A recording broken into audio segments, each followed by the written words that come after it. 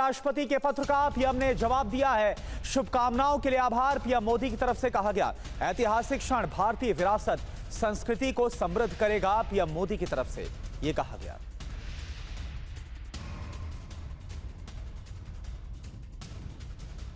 तो आप देखिए, प्रधानमंत्री की तरफ से जो शुभकामनाएं दी गई राष्ट्रपति द्रौपदी मुर्मू की तरफ से, राष्ट्रपति के पत्र का प्रधानमंत्री मोदी ने जो जवाब दिया वो इस वक्त हम आपको दिखा रहे हैं। शुभकामनाओं के लिए आभार, पीएम मोदी की तरफ से कहा गया। ऐतिहासिक क्षण भारतीय विरासत संस्कृति को समृद्ध करेगा। और वहीं टीवी 9 से बोले राम मंदिर के मुख्य पुजारी सत्येंद्र दास। रामलला की पुरानी मूर्ति गर्भगृह में स्थापित की गई है। कार्यक्रम के दौरान सीएम योगी भी मौजूद रहे। सत्येंद्र दास जो कि राम मंदिर के मुख्य पुजारी हैं, उनकी तरफ से कहा गया। कल ही हमने आपको दिखाई थी वो खबर और तस्वीरें जब रामलला विराजमान, जिन्हें पहले बाकायदा भ्रमण कराया गया राम मंदिर का, और इसके बाद उन्हें विराजित किया गया, स्थापित किया गया गर्भगृह में। और सत्येंद्र दास जो कि मुख्य पुजारी हैं, उनकी तरफ से खुद ये बताया गया है कि कैसे पूरा कार्यक्रम संपन्न हुआ और रामलला की पुरानी मूर्ति जो रामलला विराजमान है वो गर्भगृह में स्थापित किए गए। महाराज जी, आज जो विग्रह की स्थापना का काम हो गया उसमें? जी हाँ, अब रामलला जो 23 दिसंबर 1949 से पूजे जाते थे, हाँ। और हमारी भारत की भक्त जनता दर्शन कर दी थी, उसको नए मंदिर में यहाँ वो ऊंचे हैं जो पुरानी नई मूर्ति है, और उसके नीचे सिंहासन लगा करके वहाँ पर शयन करा दिया गया है। अब ये दर्शनार्थी ये जाएंगे तो इनका भी दर्शन होगा, उनका भी दर्शन। तो रामलला की प्राण प्रतिष्ठा के लिए चंद घंटे का वक्त बचा है। 500 साल के बाद ये शुभ घड़ी आने वाली है। वहीं आचार्य विक्रमादित्य रात भर राम सिद्धि के लिए अनुष्ठान करेंगे। टीवी 9 भारतवर्ष इस अनुष्ठान की पल पल की जानकारी आप तक पहुंचा रहा है। पुनीत इस वक्त हमारे संवाददाता अनुष्ठान में ही मौजूद है। पुनीत,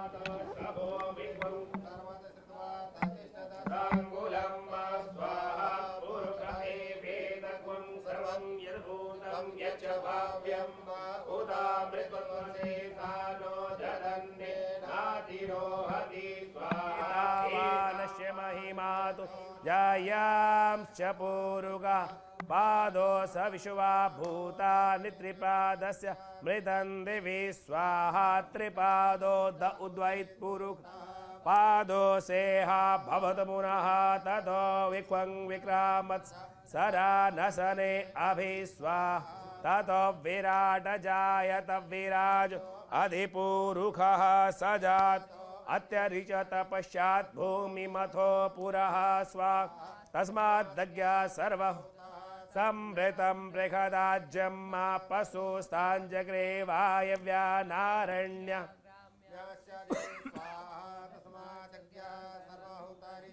सामानि जगिरे छन्दाग्वंसि जद्निरे तस्माद्यदुस्तस्मात् अजायत स्वा तस्मात् दस्वा अजायन्त जे केचो भयादतः गावो हजगिरे तस्मात् दस्वाज्जात अजावयः स्वा तं जग्यम्बरहिकि प्रोक्षन् पुरुखं जातमग्रत् तेन देवा अयजन्त साध्यारिकयशये स्वा यत्पुरुखं यददुः कदिदा व्यकल्पयन् मुखं किमस्यासीत् किं वा किमूरोपादा उच्येते स्वा ब्राह्मणो समुखमासीत् बाहुराजन्य कृतः ऊरुत् पद्माङ्गुं शूद्रो अजायत स्वा चन्द्रमा मनसो जाक्षक्षोः सूर्यो अजाय स्त्रोत्रात्वारुष्य प्राणस्य मुखादग्निरजायत स्वा नाभ्य आसीदन्तरिक्षग्वं शेष्णो समवर्तत पद्भ्याम्बो मृति सहस्रोत्रात् तथा लोका अगल्पय स्वाहा यत्पुरुखेण देवा यज्ञवतन्वत वसन्त स्यासीदाज्यं ग्रीष्म इद्वः शरद्धवि स्वाहा सप्तास्यासन् परिधयस्त्री सप्तसमिदः कृताः देवा यज्ञग्वं तन्वान् अवग्नन् पुरुखं वसुं स्वा जगे न जज्ञमयजन्त देवास्तानि धर्माणि प्रथमान्यासन् ते हनागं महिमानः सजन्त यत्र पूर्वे सन्ति देवाः स्वाहा ॐ हिरण्यवर्णां हरणीं सुवर्णरजस् राम हिरण्यमयीं लक्ष्मीं जात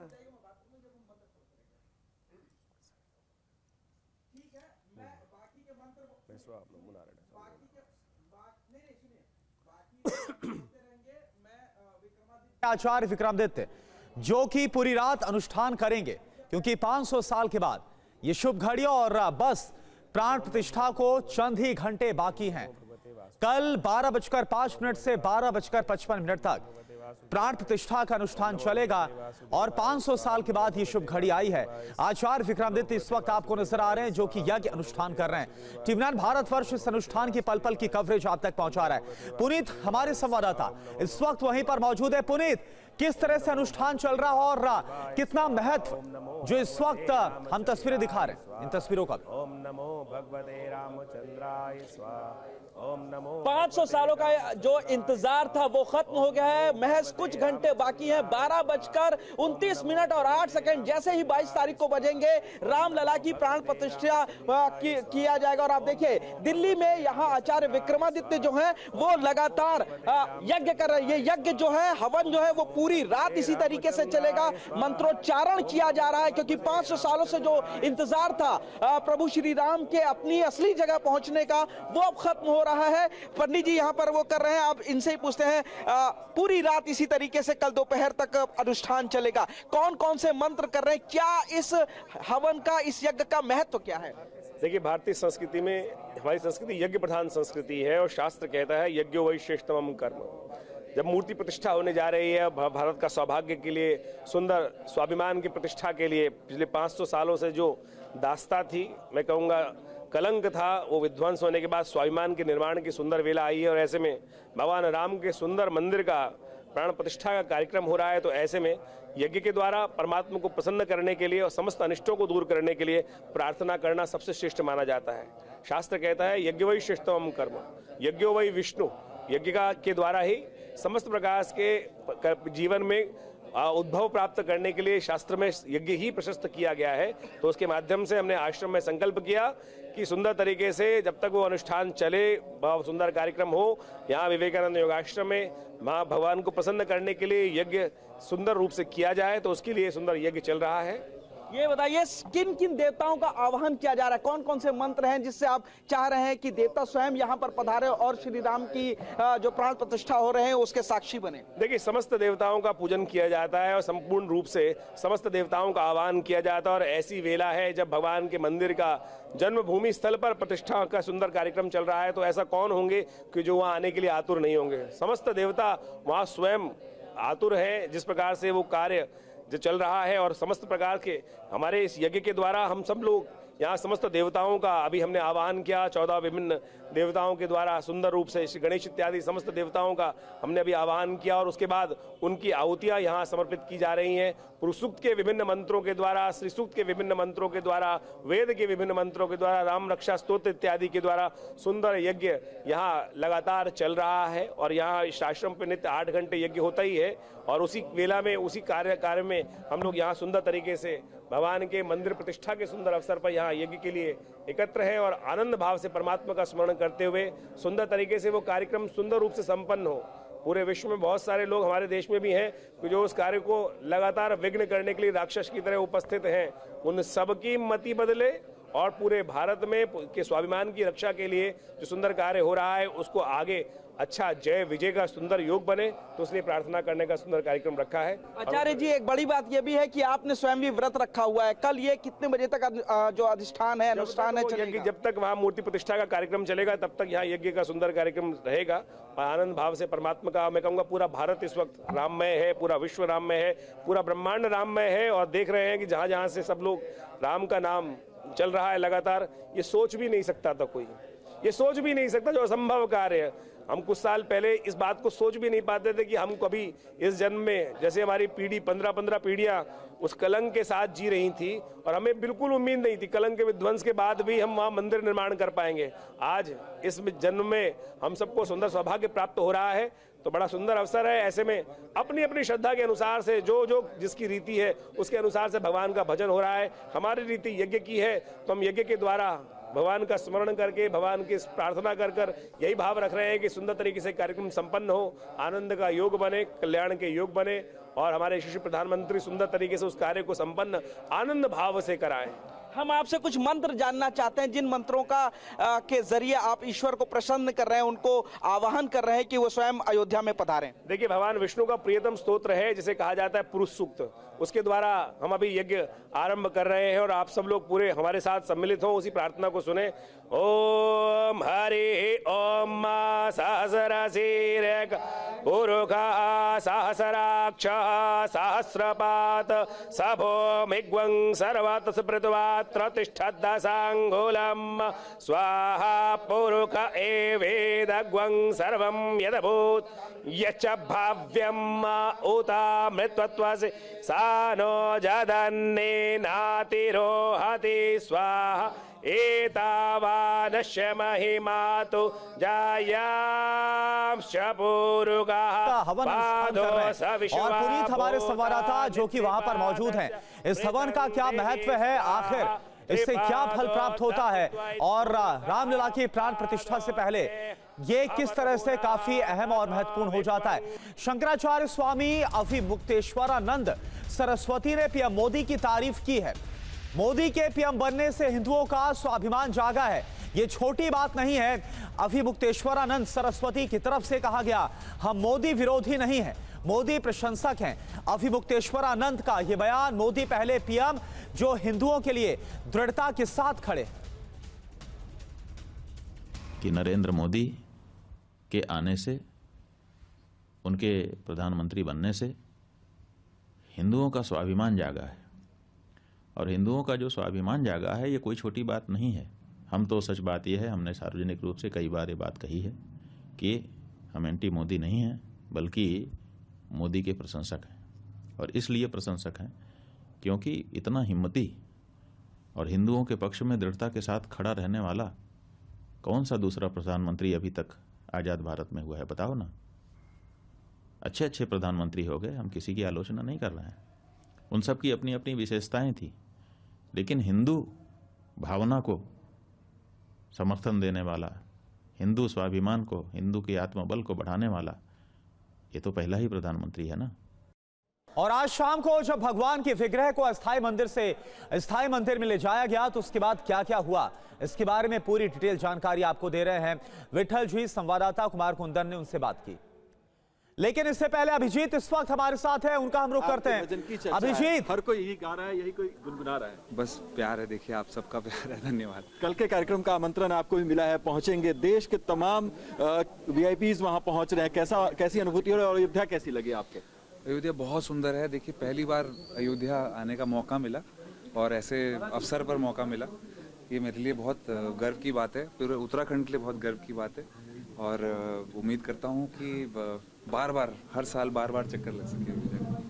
आप खुद देवभूमि से आते हैं, अब उत्तर प्रदेश की एक और जो सनातन और धर्म की जो राजधानी कह सकते हैं, काशी मथुरा, उसके अलावा अयोध्या तो है ही स्थापित रूप में, इसको कैसे देखते हैं आप? देखिए, मुझे लगता है हिंदुस्तान में एक अलग ही वक्त अब स्टार्ट हुआ है, जिसमें जैसे बोलते हैं सनातन का वक्त एक शुरू हुआ है। और सबसे अच्छी बात यह है कि इससे पूरा जो देश विदेश एकजुट हो रहा है, जो हिंदुस्तानी पूरे देश विदेश में फैले हैं, वो सब एकजुट हो रहे हैं और सब जिसे बोलते हैं यूनिटी इज स्ट्रेंथ, वो हिंदुस्तान में अब देखने का वक्त आ गया। और 1.3 बिलियन लोग हैं हम लोग, और 1.3 बिलियन का अर्थ ये हो गया कि हर चौथा या पांचवा इंसान विश्व में एक हिंदुस्तानी हो। और ये हम लोग के लिए बहुत गर्व की बात है। इस वक्त अगर हम साथ में यूनिटी के साथ रहें, जैसे श्री राम कहते हैं कि परिवार की तरह साथ में रहना चाहिए, उस तरह अगर पूरा देश साथ में रहे तो अगले सालों साल मुझे लगता है हिंदुस्तान पूरे वर्ल्ड को लीड करेगा। धन्यवाद हमसे बातचीत करने के लिए। तो जुबिन नौटियाल जो कि रामलला के प्राण प्रतिष्ठा महोत्सव में इनवाइटी के तौर पे आए हैं। और तो आज जुबिन नौटियाल को आप सुन रहे थे, अभिजीत ठाकुर ने बात की है और सुभाष घई से हमारे संवाददाता विपिन चौबे ने बात की है, सुनिए आप। जो ये ऐतिहासिक कदम हुआ है, ये जो रिजल्ट आया है, ये हमारे प्रधानमंत्री जी की वजह से ही आया है, क्योंकि उनका एक संकल्प था कि ये होना ही चाहिए। और ये खाली मंदिर ही नहीं, एक नया कल्चर पैदा होगा जो कि हमारे बच्चों के लिए एक पता लगेगा कि मूल्य क्या है, सच्चाइयाँ क्या है। तो it is more of a transformation of our own thoughts, जो हम इतना घबराए हुए हैं या कंफ्यूज हैं। तो मैं उसके लिए बहुत बड़ी मुबारकबाद देना चाहूँगा हमारे प्रधानमंत्री जी को भी। अंतिम सवाल, दुनिया भर के राम भक्तों को आप आमंत्रित करेंगे कि आइए अपनी अयोध्या को देखिए, रामलला की अयोध्या को देखिए, भारत की अयोध्या को देखिए। मेरी बहुत इच्छा है कि हमारे भारत के सभी 140 करोड़ लोग यहाँ आके देखें और यहाँ आके महसूस करें कि स्पिरिचुअलिज्म की क्या शक्ति होती है। मेरी प्रार्थना है कि आप सब लोग एक बार अयोध्या जरूर आइए। उन पॉलिटिशियंस को जो न्योता मिलने के बाद भी वो डिपार्टमेंट मेरा नहीं है। बहुत शुक्रिया सर बात करने के लिए और अयोध्या में आपका स्वागत है। सुभाष घई साहब, जो अयोध्या की सड़कों पर इस वक्त देख रहे हैं कि कैसे बदली है अयोध्या, कैसे बन रही है अयोध्या, और इस गौरवशाली पल के वो गवाह भी बन रहे हैं। कैमरा पर्सन सुनील के साथ विपिन चौबे, TV9 भारतवर्ष, अयोध्या। और आज शाम को जब भगवान के विग्रह को अस्थायी मंदिर से स्थायी मंदिर में ले जाया गया, तो उसके बाद क्या क्या हुआ, इसके बारे में पूरी डिटेल जानकारी आपको दे रहे हैं विठल जी। संवाददाता कुमार कुंदन ने उनसे बात की है।